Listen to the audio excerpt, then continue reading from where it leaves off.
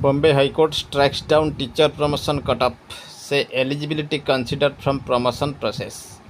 तो बॉम्बे हाईकोर्ट आसी बड़ खबर स्ट्राइक अर्थात स्ट्राइक्स डाउन काटी teacher promotion cut off date को से कहते says eligibility consider for from promotion process ठारू ही एलिजिबिलिटी कंसीडर करा जिवो। Bombay high court on Friday quashed a Maharashtra government communication that restricted promotions to the teachers who cleared teacher eligibility test or central teacher eligibility test on or before September 1, 2025, holding that the eligibility must be determined from the date the promotion process begins। तो निश्चित भाव देखो नागपुर आसी खबर नागपुर बेंचर Bombay high court Friday रे गोटे महाराष्ट्र गवर्नमेंटर कम्युनिकेशन को क्वाश करिसेंती जो थे रेस्ट्रिक्शन करा सेप्टेम्बर 1, 2025 पूर्व जो मैंने टीटी क्वालिफाई करछंती सेमानंकु केवल प्रमोशन पाई कंसीडर करा जिवो बोली जो थे आसी गोटे बड़ खबर आसी वर्तमान। Delivering a common judgment in 3 connected petitions a division bench of justice Anil Pansare and Rajnish Vyas ruled the director of education's communication of May 14, 2026 was inconsistent with the recent Supreme Court and High Court rulings governing teachers promotion after the landmark Anjuman Isat-e-Talim Trust judgment। तो director का चिठी को quash कर Bombay high court कहते जे वर्तमान जो communication T होती ताहा सुप्रीम कोर्ट और हाईकोर्ट रो आधार उपर होना तेणु ये ऑर्डर को क्वाश कर जाइछि। तो निश्चित भाव देखो the requirement of possessing acquiring TT और CTT qualification is on the date of initiation on the promotion process and not prior to that. केउ ग्राउंड रे कह द रिक्वायरमेंट जहाँ आवश्यकता रही पोजेसिंग और एक्वायरिंग टीटी और CTT qualification is on the date of initiation of the process promotion process and not prior to that. जदि TT आवश्यकता अच्छी जो डेट्रे प्रमोशन होती डेट रे ही जे टीटी क्वालिफाइड थिबे सेमानंको अग्राधिकार दियाजिबो अर्थात सेमानंको कंसीडर कराजिबो ता पूर्वरु नुहे। The court said that adding limiting consideration only to teachers who qualified by September 1 runs contrary to the earlier law and is thus liable to be quashed and set aside।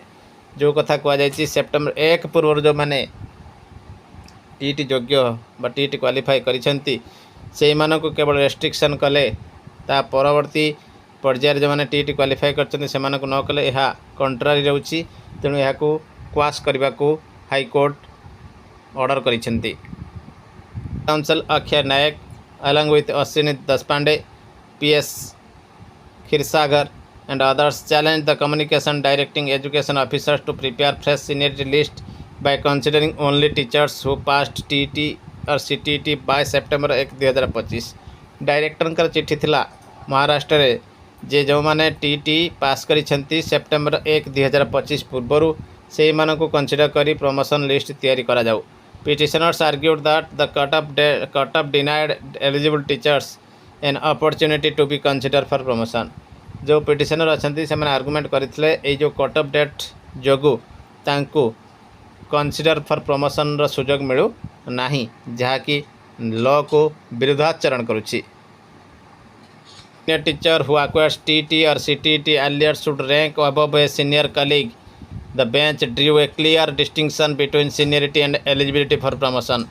एठी reject करथिले argument को जे जने junior teacher जे TT acquire करिछि आगरू earlier अर्थात जने non TT teacher जो माने senior अच्छे तांका पूर्व जदि जने टीटी क्लियर कर देइछंती से कौनसी परिस्थिति रे सीनियर ठारू सीनियर हो पारिबो नाही अर्थात जूनियर जने केवल ओटीटी हासिल करदेले जे सीनियर हो सेमिति कौनसी कथा नाही।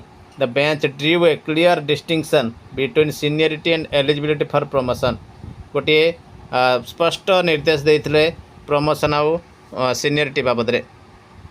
The acquisition of requisite qualification will open the promotional avenues only. Thus it can be said eligibility cannot rewrite seniority unless the statutory rules expressly provide so, the court observed। तो निश्चित भाव देखु कही रखू acquisition of requisite qualification automatically promotion Avenue को open होता है किंतु एटा एलिजिबिलिटी कौन सी सीनियरिटी को रिराइट करिपरिबो नाही जेपर्यंत स्टैट्यूटरी रूल से कथा न कहिछि।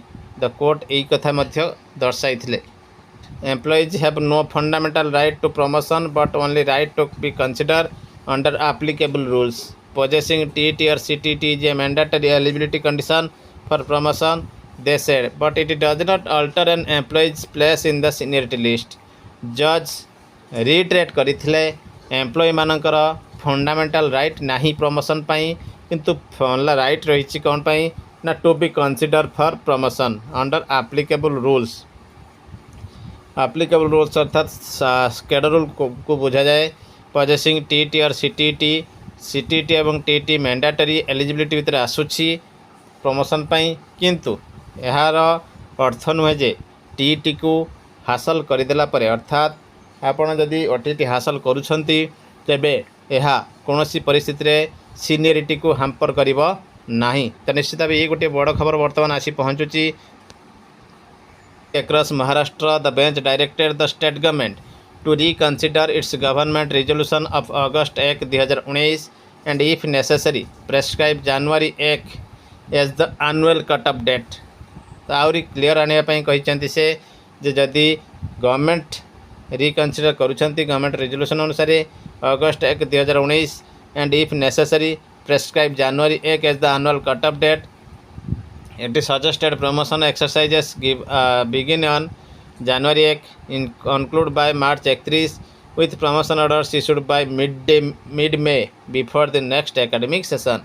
Next academic session पूर्वरु promotion process को मध्य कंप्लीट करिया पई कहउचंती। Court said such an arrangement would reduce uncertainty after Supreme Court's ruling and ensure consistent implementation across local authorities until the government frames comprehensive guidelines। Court आउर मध्य कहिचंती arrangement मध्य करा जाय पारे एही भली uncertainty को सुप्रीम कोर्ट रूलिंग कर ruling को मानिबा पाई कंसिस्टेंसी आनिबा पाई लोकल अथॉरिटी गवर्नमेंट जेपर्यंत गाइडलाइन कंप्रेहेंसिव न करिछंती से पर्यंत ये कार्यकारी रहिबो अर्थात सीनियरिटी बलवत्तर रहिबो। Promotion already completed under the earlier policy, clarifying these would remain undisturbed.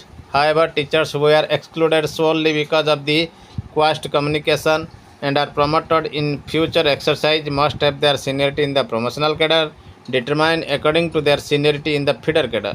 feeder cadre अनुसार seniority से तो निश्चित देखंतु feeder cadre अनुसार seniority बलवत्तर रहिबो। The court also noted that Supreme Court, while deciding the review petition in the Anjuman Isat case, extended the deadline for in-service teachers to acquire TET qualification from 2 years to 3 years, allowing them until August 31, 2028। तो निश्चित भाव ये कथा को नजर देले बर्तमान स्पष्ट हो आसुची जो माने ऑलरेडी सीनियरिटी बजाय रखिछंती से माने सीनियरिटी बजाय रखिबे टीटी क्वालिफाई कले केवल प्रमोशन ना पाई परिबे। नो टीटी टीचर्स मानक पई या गोटे गुड न्यूज रहउची जहाँकि सबुठारु बड़ खबर ए वर्षर बोली कह जाई परिबो। हाईकोर्ट मध्य से मानको सपोर्टिंग करिसंती आ बाकी रहला पुणी थरे अपील हेउची कि नै देखिबार अछि एवं आपण माने कहि परंती या महाराष्ट्र कथा एठी काहे कि गपुचंती। तो निश्चित भाव यह मध्य ओडिशा हाईकोर्ट भली हाईकोर्ट मानकरे प्रযোज्य होई पारे। निश्चित भाव आपण माने आगो को बढ़ंतु देखिबा परवर्ती अपडेट।